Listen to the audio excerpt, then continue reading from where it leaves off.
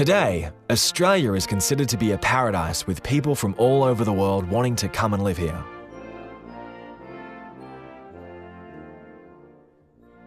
Portuguese, Dutch and English sailors, and perhaps even the ancient Phoenicians, had been visiting the north and western coastal areas of Australia, but no one at that time knew how big the land was.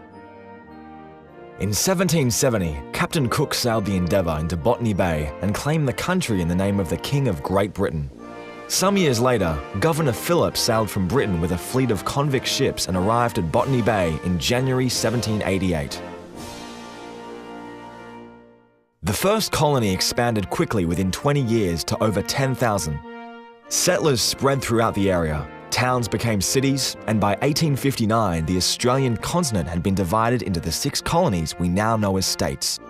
Because of the enormous distances between what became capitals in the new states, a central administration was not practical, and the British Parliament passed the Australian Colonies Government Act, enabling parliaments to be established in each of the colonies. In 1891, 7 representatives from each colony met in Sydney for the National Australasian Convention.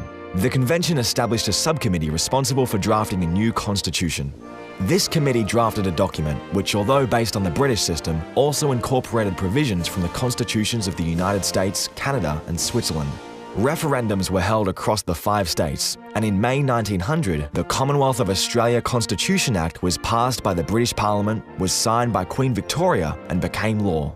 On the 1st of January 1901, the Commonwealth of Australia was proclaimed in Centennial Park in Sydney, and later that year, the first Commonwealth Parliament was opened in Melbourne, where Edmund Barton was elected as the first Prime Minister of Australia. While our Constitution was originally established by an Act of the British Parliament, the Australian Constitution wasn't a British creation, but was specially drafted by Australian statesmen to suit the requirements of what was to become the new country of Australia. All nations have an immense power, which is made up of its land and the people who inhabit it. An individual controlling this power is called a dictator. The world has seen many dictatorships. Over the past few hundred years, a system was developed to better control this power through various checks and balances. This system is called a constitutional monarchy, where the monarch or governor-general is checked by the parliament, and where the parliament is checked by the monarch or governor-general and the courts, and where all are checked by the people. It's a system that has been refined over the centuries. And while there are some inadequacies, it does work, as has been proven in Australia, which has had no civil wars or major constitutional crises in its 100 years of existence as a constitutional monarchy. Thanks to the checks and balances provided by the Constitution, Australia has always operated well and continues to do so. If the protection of the Constitution was ever to be removed, Australia would have little to gain and much to lose. Please help to protect our Constitution.